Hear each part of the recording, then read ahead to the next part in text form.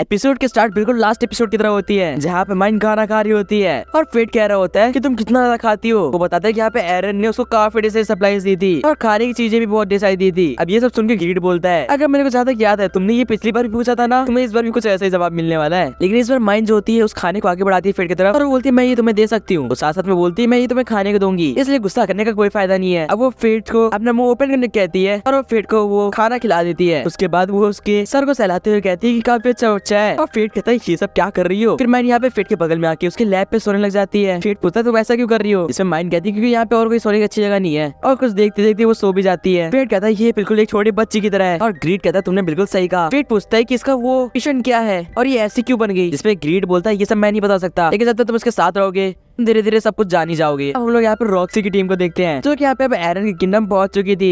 यहाँ पे मीरिया देखती है कि सामने एक बहुत ही सुंदर कैसल होता है और वो बोलती है यहाँ पे कौन रूल करता है, जिसपे रॉक्सी बताती है कि यहाँ पे पहले एरन का यहाँ पे रूल होता था लेकिन अब रिटायर हो चुका है। अब यहाँ पे मीरा पूछती है अब यहाँ पे कौन रूल करता है, फिर जिसपे बोलते ज्यादा मुझे याद है यहाँ पे वो बीस्ट क्राउन मॉन्स्टर यहाँ पे राज करता था और उसकी पूरी टीम। अब मीरा कहती है क्या वो भयानक मॉन्स्टर जिसके पास यहाँ पे एक साइते थी क्या बात कर रही हो। बाकी जब ये लोग यहाँ पे कैसल के पास आते हैं तो ये देखते हैं कि यहाँ पे एक भी मॉन्स्टर नहीं है और रॉक्सी बताती है कि अभी हाल ही में न्यूज आई कि यहाँ पे उस मॉन्स्टर को मार दिया गया है और ये काम किसी और ने नहीं, एरन नहीं करा होगा। तभी हम देखते हैं कि बगल से एरन आता है, वो बोलता है हुसैन में आपका स्वागत है। अब जब मीडिया इसको देखती है तो वो बोलती है मुझे यकीन नहीं हो रहा कि आप अभी भी रिटायर नहीं हुए हो। और रॉक्सी कहती है कि माफ करिएगा हम यहाँ पे सडनली आके बिना बताए, जिसमें यहाँ पे एरन कहता है कि उसकी कोई दिक्कत नहीं है और वो उसको यहाँ पे रॉक्सी कह के बुलाता है। अब रॉक्सी पूछती है आपको मेरा नाम कैसे पता, तो यहाँ पे एरन बताता है कि मैं तुम्हारे फादर मेंशन और आयशा के साथ काफी सालों से यहाँ पे अच्छा दोस्त रह चुका हूँ। वो बताता है साथ में तुम्हारा नामकरण के टाइम मैंने ही रॉक्सी नाम सजेस्ट करा था। अब रॉक्सी ये सुन के काफी हैरान हो जाती है। वो बोलती है मुझे ये बात बिल्कुल पता ही नहीं थी, मेरे फादर ने मेरे को ये बात कभी नहीं बताई। अब रॉक्सी पूछती है कि यहाँ पे जो ग्राउंड बेस्ट था उसको आपने मारा ना, जिसपे यहाँ पे एरन कहता है हाँ लेकिन मैंने अकेले उसको नहीं मारा, एक्चुअली मेरे साथ एक और लड़का था जिसने मेरा साथ दिया और वो यहाँ पे होली स्वॉर्ड यूज कर सकता था। वो बताता है अगर वो मेरे साथ नहीं होता तो शायद ही मैं इसको हरा पाता, उसकी वजह से ये मुमकिन हो पाया है। अब ये सुन के यहाँ पे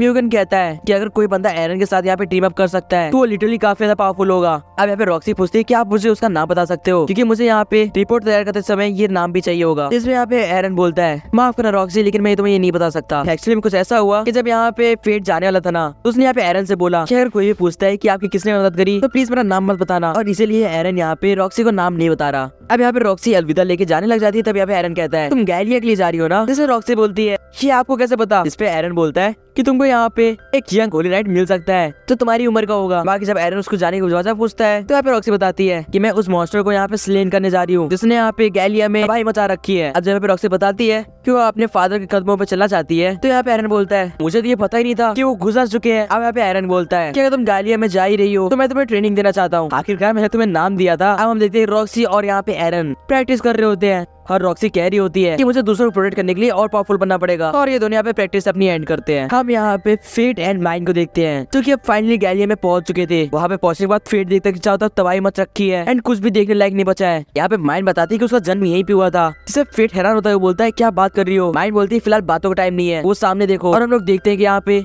एक बहुत ही बड़ा एग रखा होता है जिसको देख के फेट भी हैरान हो जाता है। अब यहाँ पे ग्रीड कहता है कि मुझे नहीं लगा था कि यहाँ पे एक और बचा होगा, मुझे लगा सब खत्म हो गए। फेट पूछता है कि ये क्या चीज है, इसे ग्रीड बताता है कि ये कीमेरा है और इसके अंदर यहाँ पे मॉन्स्टर्स की सोल रहती है जो कि बाद में जाके यहाँ पे इवॉल्व होते हैं। माइंड बताती है जैसे तुम्हें पता है कि ये अभी फुली डेवलप्ड नहीं है, इसलिए इसको जितना भी फिजिकली तुम डैमेज करते हो ये नहीं मरने वाली, इसको हमें यहाँ पे स्पेशल वे से डैमेज करना पड़ेगा। फिर जब इसको यहाँ पे आइडेंटिफाई करता है तो वो देखता है कि इसका लेवल तो 1 है लेकिन इसके स्टैट्स कुछ ज्यादा एक्स्ट्राऑर्डिनरी हैं जैसे फेट के हैं। फेट कहता है क्या बात है, इसके स्टैट में से एरर लिखा आ रहा है, कितनी ज्यादा पावरफुल हो सकती है ये चीज। माइंड कहती है कि मैं चाहती हूँ कि तुम इसके सोल को यहाँ पे काट दो ताकि ये मर जाए, और वो बिना सोच समझे यहाँ पे कीमेरा के ऊपर अटैक कर देती है। उसके अटैक से यहाँ पे कीमेरा पूरा यहाँ से बीच से कट जाता है और हम यहाँ पे एक ह्यूमन को देखते हैं जो कि उस कीमेरा के बीच में होती है और उसकी आंखें भी बिल्कुल फेट की तरह थी। हम देखते हैं कि उस कीमेरा के अंदर से एक जायंट मॉन्स्टर टाइप का ऑर्गेनिज्म निकलता है। फेट बोलता है ये क्या चीज है, ये तो बहुत ज्यादा बड़ी है। साथ में वो बोला था क्या उस मॉन्स्टर के यहाँ पे बीचों पीछे एक ह्यूमन है, और फेट बोलता है उसकी आंखें भी बिल्कुल मेरी तरह है, क्या ये भी हमारी तरह ही है। माइंड कहती है तुम्हें ये सब सोचने की कोई भी जरूरत नहीं है, जैसा तुम सोचो वैसा नहीं है। माइंड बताती है कि कोई भी इंसान जब यहाँ पे कीमेरा में डेवलप हो जाता है तो वो एक मॉन्स्टर के सिवाय कुछ नहीं है। यहाँ पे फेट बोल होता है लेकिन फिर भी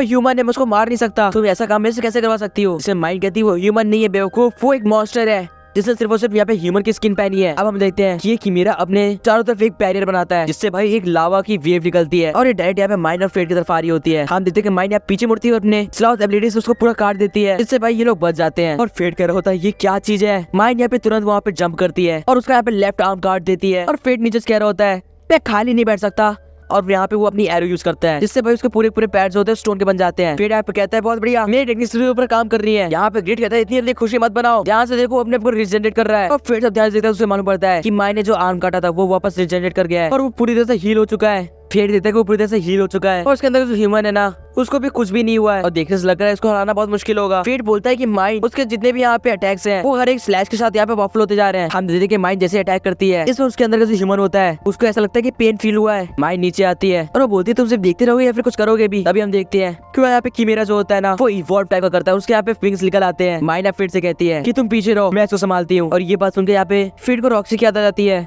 क्योंकि उसने भी एक बार उसको वैसे ही प्रोटेक्ट करा था। अब फिर यहाँ पे कहता है कि मैं नहीं चाहता कि मैं फिर से किसी से प्रोटेक्ट हूँ, ऐसा चलेगा तो मैं रॉक्सी के बगल में खड़े होने के लिए काबिल भी नहीं हूँ। अब फिर यहाँ पे माइंड से कहता है कि मैं अपने हाफ सेल्फ को यहाँ पे ग्लूटनी स्किल को देने वाला हूँ ताकि मैं ज्यादा पावरफुल बन सकूँ। माइंड कहती है तुम्हें पता है ना तुम क्या कह रहे हो, अगर ये थोड़ा भी गलत हुआ तो तुम अपने आप पे कंट्रोल खो दोगे। जिससे फेट कहता है हाँ मुझे पता है लेकिन मुझे ये करना ही होगा, नहीं तो मैं यूजलेस हूँ और कुछ नहीं। और हम देखते हैं कि फेट ऐसा ही करता है, वो अपना आधा शरीर यहाँ पे ग्लूटिंग दे रहा था और वो अनकंट्रोलेबल होता जा रहा था। फेट अपने अंदर सोच रहा होता है कि अगर इस टाइम में यहाँ पे काबू से बाहर गया तो ये सिर्फ और सिर्फ यहाँ पे माइंड के लिए बोझ बन के रह जाऊंगा। हम देखते हैं कि यहाँ पे वो कीमेरा इस पे विंग्स का अटैक करता है, इसको माइंड यहाँ पे डॉज करती है। फेट कहता है फाइनली इसके ऊपर मेरा कंट्रोल आ गया और वो माइंड से कहता है कि अब मैं अटैक कर सकता हूँ। हाल देते हैं कि एक बार फिर से कीमेरा अपने फेदर्स इसके ऊपर अटैक करता है और यहाँ पे फेट अपने एरो को यूज करता है और वो बोलता है बस बहुत हो गया। हम देखेंगे उससे सारे यहाँ पे फेदर्स होते हैं वो स्टोन के बन जाते हैं और ये पूरा पूरा यहाँ पे कीमेरा भी स्टोन का बन जाता है। अब यहाँ पे माइंड कहती है स्लॉथ अपनी पावर यहाँ पे रेडी करो और हम देखते हैं कि माइंड एक बार में एक बहुत ही पावरफुल मूव करती है। जिसके बाद भाई यहाँ पे फेट ऊपर आता है और अपनी ग्रिड को यहाँ पे अपग्रेड करता है। वो फायर करने वाला होता है तभी वो देखता है कि कीमेरा ने अपने चारों तरफ यहाँ पे बाउंड्री बना ली है, इसलिए वो ग्रिड को यहाँ पे साइते में कन्वर्ट करता है और वो साइते उसके ऊपर अटैक करता है लेकिन वो बाउंड्री टूटती ही नहीं है। फेट कहता है नामुमकिन, शिट टूट क्यों नहीं रही है। जिसमें ग्रिड कहता है कि तुम्हें इसका वीक पॉइंट ढूंढना होगा और अपनी पूरी माना एनर्जी से इसके ऊपर अटैक करना पड़ेगा। हम देखते हैं कि फेट ऐसा ही करता है, इससे इसका जो यहाँ पे बाउंड्री रहती है ना वो टूट जाती है और वो अटैक जो होता है ना डायरेक्ट यहाँ पे जाके ह्यूमन को लगता है, इससे वो काफी तो यहाँ पे इंजर्ड होती है। फेट पीछे जाता है और वो बोलता है कि ह्यूमन की तरह बिहेव करना बंद करो नहीं तो मैं तुम्हें मार नहीं पाऊंगा। अब हम देखते हैं कि ये कीमेरा अब यहाँ पे अपनी विंग्स को उड़ के यहाँ पे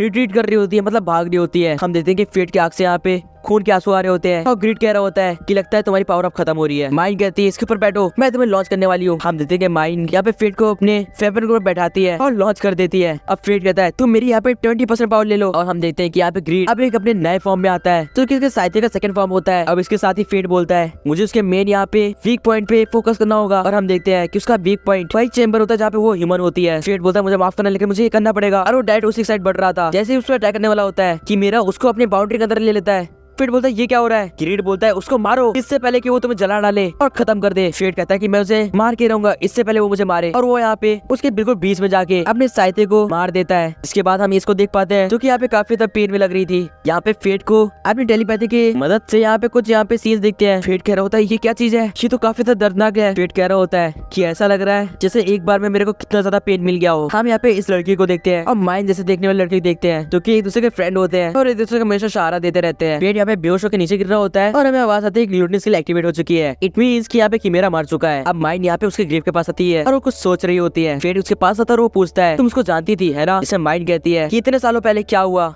मैं सब भूल चुकी हूँ लेकिन मुझे पता ही है कि मेरा जन्म यहीं पे हुआ था और इनसे मेरा कुछ ना कुछ तो रिलेशन जरूर था। वो कहती है कि एक बार कोई इंसान कीमेरा बन जाए तो उसको मारना जरूरी होता है। अब फेट ये बात सुनकर कहता है माइंड से कि कभी अगर उसके ऊपर ग्लूटनी स्किल काबू कर लेती है और वो यहाँ पे अनकंट्रोलेबल हो जाता है तो प्लीज उसको मार देना। इससे माइंड से गले लगाती है और वो बोलती है अगर ऐसा कभी भी होगा तो मैं तुम्हें जरूर से मार दूंगी। अब यहाँ पे फेट बोलता है मेरा बस यहाँ पे इतना ही काम था, अब मैं अपने जर्नी पे आगे निकल सकता हूँ। और वो माइंड से पूछता है कि वो साथ आना चाहेगी। इससे माइंड कहती है कि उसे यहाँ पे और भी मिशन करने हैं इसलिए वो साथ नहीं आ सकती। हम देखते हैं कि यहाँ पे ग्रिड अपना एक नया लेवल अचीव करता है जो कि एक शील्ड का लेवल होता है और फेट कहता है कमाल है। और माइंड पीछे मुड़ के जाती हुई कहती है कितने ज्यादा बेवकूफ हो सकते हो तुम, इस तरह की जगह पे तुम अपने पूरे स्टैट्स गवा रहे हो एक शील्ड के पीछे। और वहाँ से चली जाती है। फेट बताता है कि यहाँ पे गैलिया और बेबीलोन ये दो अलग अलग किंगडम है जो कि एक बड़े किंगडम को बनाते हैं और इससे वो बेबीलोन के किंगडम के अंदर जा रहा है। यहाँ पे ग्रिड बेबीलोन किंगडम बारे में काफी चीजें बता रहा था तो फेट बोलता है लगता है तुम यहाँ पहले भी आ चुके हो। जिसमें ग्रिड बोलता है हाँ मेरे को यहाँ पे चलाने वाला जो पहला बंदा था ना वो यहीं पे था। जिसपे फेट बोलता है एक सेकंड क्या वो मर चुका है। जिसपे ग्रिड बताता है हाँ। फिर जैसे यहाँ एंट्री लेता है वो बोलता है